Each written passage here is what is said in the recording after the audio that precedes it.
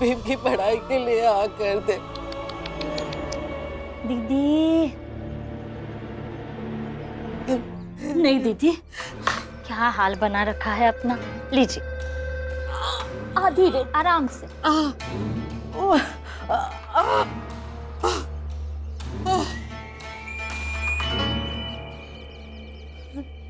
दीदी आप जो कह रही है वो बिल्कुल नहीं हो सकता।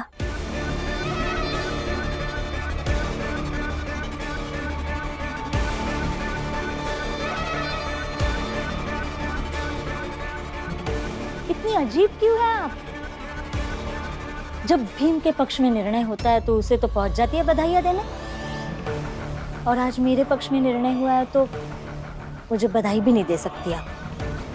ऐसा करेंगी आप मेरे साथ क्या दीदी? और ये जो होना था वो तो बहुत पहले ही हो जाना चाहिए था।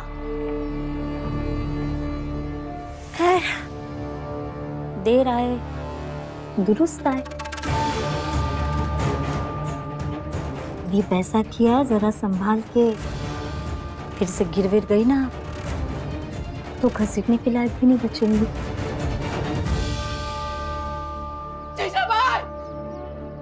मैं तुझे आज दिल से बद्दुआ देती हूँ कि तू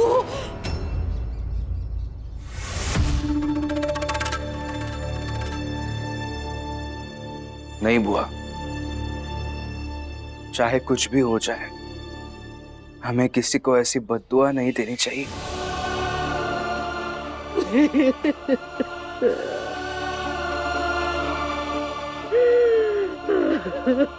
मत रोइए बुआ, मत रोइए। क्या होगा तेरा बेटा? आगे पढ़ाई कैसे करेगा?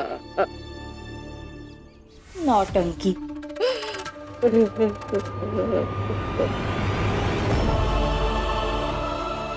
भीम, आगे से तुम्हें अपनी पढ़ाई का जिम्मा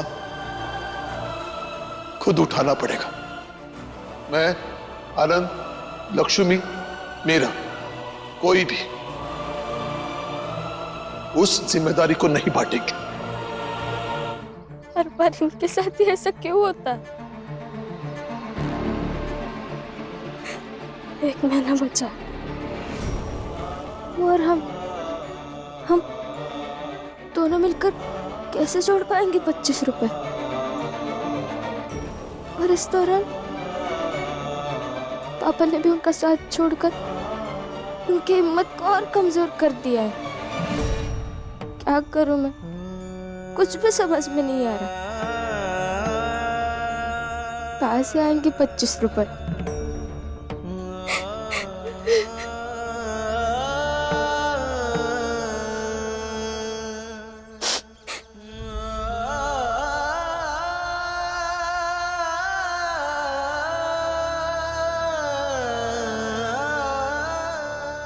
रमा,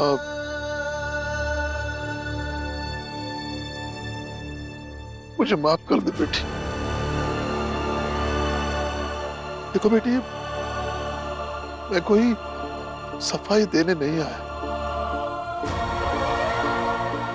ना ही ऐसी कोई बात कहूंगा जिससे मेरे अपराध कम हो जाए। कुछ नहीं कहूंगा सिवाय एक बात की। याद है तुम्हें एक बार जब भीम और तुम प्रचंड देव के कारण घर छोड़कर जा रहे थे, तो मैंने कहा था भीम को तुम्हारे हवाले कर रहा हूं, उसका ख्याल रखना। भीम को तुम्हारे हवाले कर रहा हूं, संभालना उसे। आज फिर से कह रहा हूं,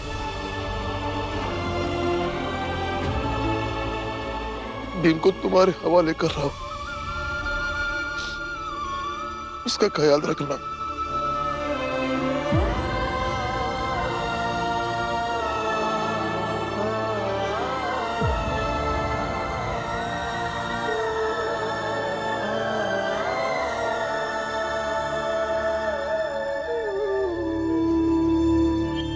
मालिक, मालिक, मालिक, बहुत बड़ी खुशखबरी लाया हूं। सुना, राम जी ने ये फैसला किया है कि वो खुद भीम की पढ़ाई में कोई मदद नहीं करेंगे और ना ही उसके घर वाले भीम की कोई मदद करेंगे।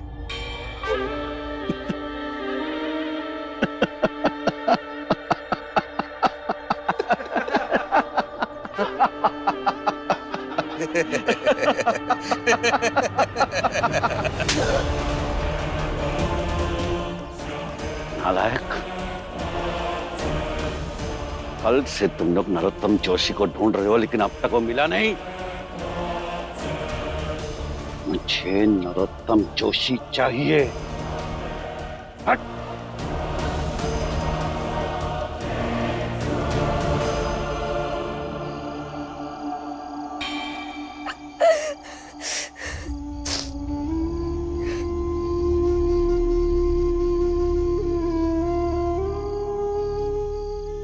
लक्ष्मी, मत रो। कैसे कैसे ना रो मैं?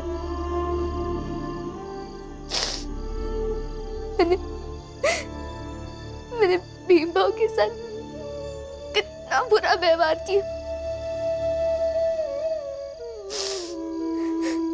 जबकि उन्होंने तो मुझे अपनी बहन माना था, लेकिन मैं नहीं समझ पाई ये भाई बहन का रिश्ता। ईश्वर ने उन्होंने मुझसे मेरा बच्चा जीत लिया, इसलिए लक्ष्मी, जीत लिया। लक्ष्मी, मत रो और कुछ भी मत बोलो। अब तुम भीम का साथ दे रही हो ना, खड़ी हो ना उसकी लड़ाई में उसके साथ, तो उसकी एक बात अपने दिल में गाड़ लो। भीम क्या कहता है हमेशा कि किसी भी मुसीबत से अगर हिम्मत से लड़ा जाए तो जीता जा सकता है। हम भी जीतेंगे लक्ष्मी, हम भी जीतेंगे। तुम रो मत, हिम्मत रखो।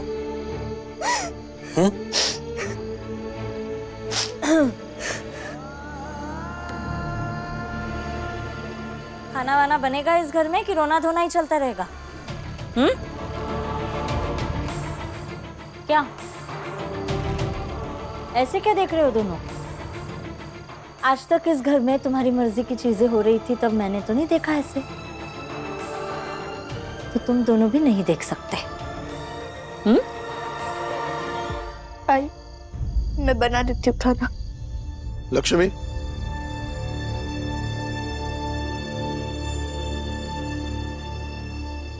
मेरा खाना मत बनाओ बेटे, भूख नहीं है। और आई, मुझे और इन्हें भी खाना नहीं खाना, तो सिर्फ आपके लिए बनाना है, तुरंत बन जाएगा। अगर आपको कुछ मीठा खाना है तो बता दीजिए, वो भी बना देती हूँ। निकी और पूछ पूछ जरूर बनाओ मीठा। और देखो, जिसे खाना है वो खाए, जिसे नहीं खाना है वो ना खाए, मुझे वो सब नहीं पता। मुझे बहुत भूख लगी है, जल्दी से खाना बनाओ, जाओ। और हाँ, कल सब्जी में नमक कम हो गया था, जरा चखने के लिए देना पहले।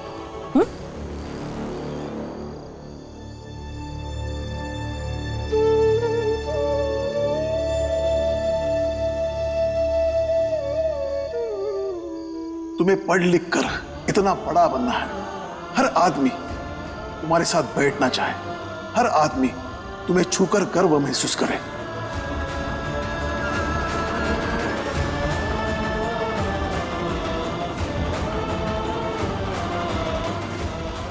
सब तेरी किताब है। ले कितना पढ़ना चाहता है पढ़।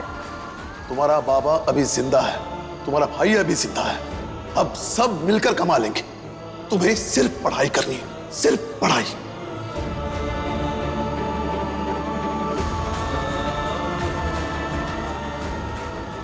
भीम को तुम्हारे हवाले कर रहा हूं, उसका ख्याल रखना।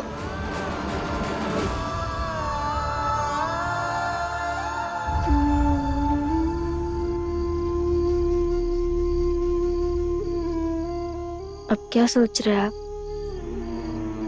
जो होना था वो तो हो गया।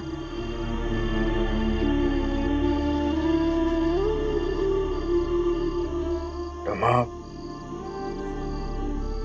बचपन में आई और बाबा ने मिलकर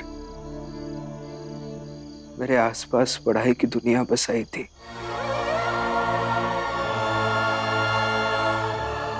आई तो बचपन में ही मेरा साथ छोड़ के चली गई। और आज बाबा ने भी पढ़ाई की इस दुनिया में मेरा साथ छोड़ दिया। सचमुच सचमुच का अकेला पड़ गया हूं अभी मैं। पापा ने भले ही आपका साथ न देने का फैसला किया, लेकिन वो दिल से यही चाहते हैं कि आप बहुत पढ़ाई करें, बहुत आगे बढ़े।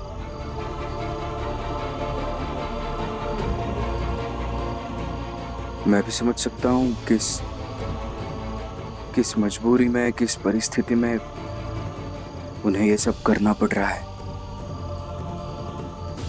मैं भी जानता हूँ कि बाबा यही चाहते हैं कि मेरा बेटा बहुत पढ़े और पढ़कर एक बड़ा आदमी बने।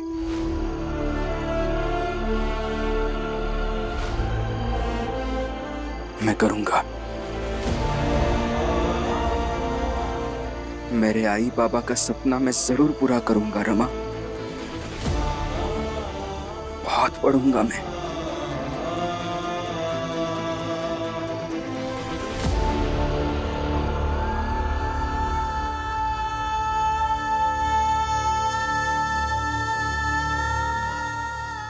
चलिए साथ में घूम कर आते हैं,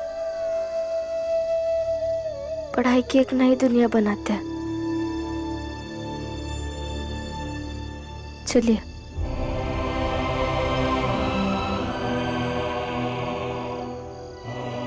चलिए, सोचिए मत।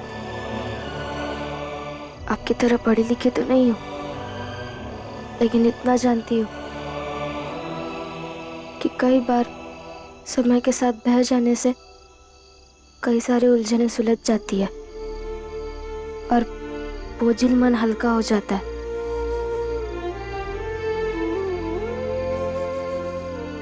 चलिए एक नई शुरुआत करते हैं।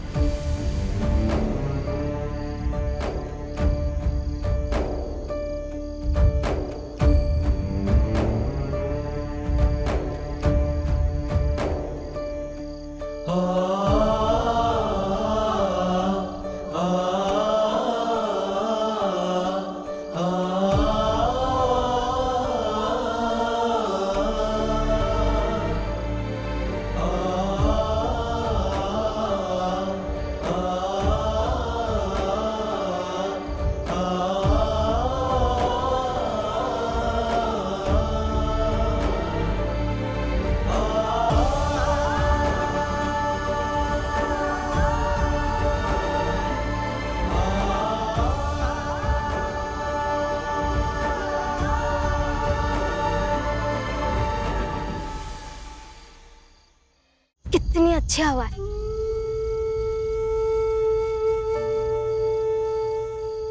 अब अच्छा लग रहा है आपको? बताइए ना, अब अच्छा लग रहा है ना?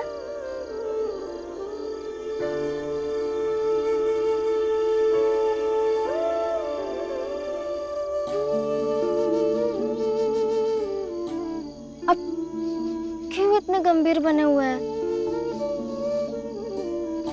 खुद ही कहते हैं ना कि हर परिस्थिति से जूझना चाहिए, लड़ना चाहिए। खुद ही मुंह फुलाए हुए हैं।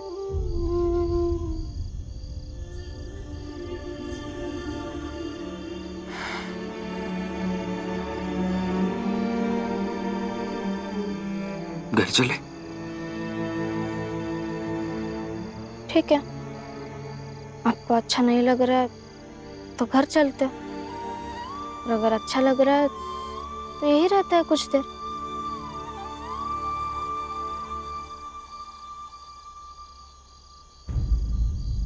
मतलब अच्छा लग रहा है ना? आइए, आप यहाँ बैठिए, आइए।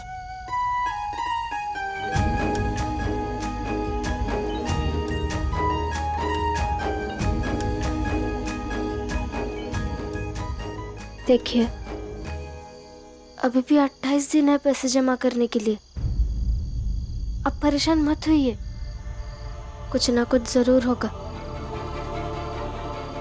पर आप उम्मीद रखिए। उम्मीद नहीं छोड़ रहा,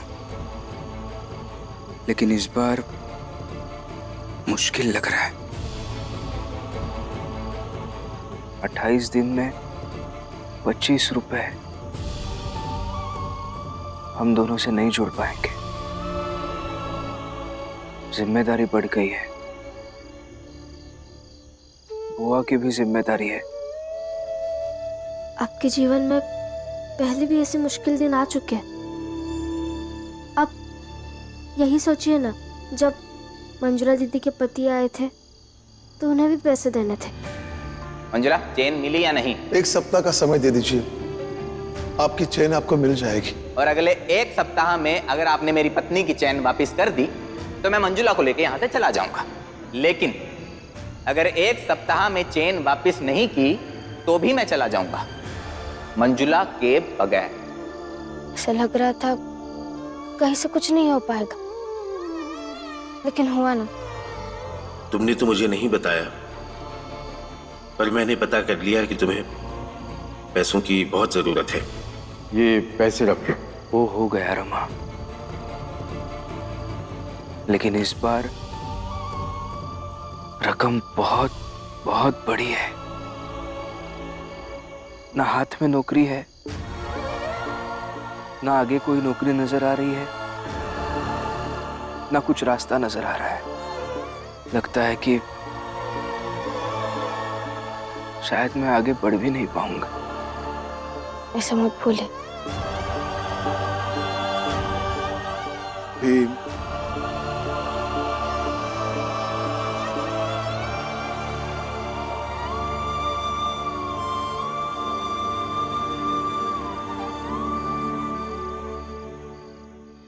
भीम बेटा, मैं और मेरा परिवार तुम्हें पढ़ाने में असमर्थ तो हो गया, लेकिन बेटा मैं ये कभी नहीं चाहूंगा कि तुम अपने आगे की पढ़ाई छोड़ दो, बल्कि ये चाहूंगा कि तुम आगे की लड़ाई खुद लड़ो, खुद लड़कर जीतकर दुनिया के साथ साथ अपने बाबा को भी साबित करो कि तुम भीमराव अंबेडकर सच में एक बड़े योद्धा हो। अगर तुम ये साबित नहीं कर पाए तो मुझे तुम्हारी काबिलियत पर बड़ा अफसोस होगा।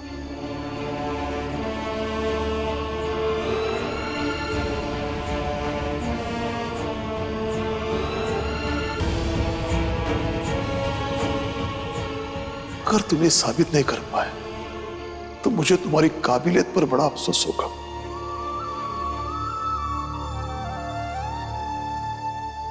माफ कर दो बेटा इस बात के लिए, जो सपना मैंने तुम्हारे लिए देखा था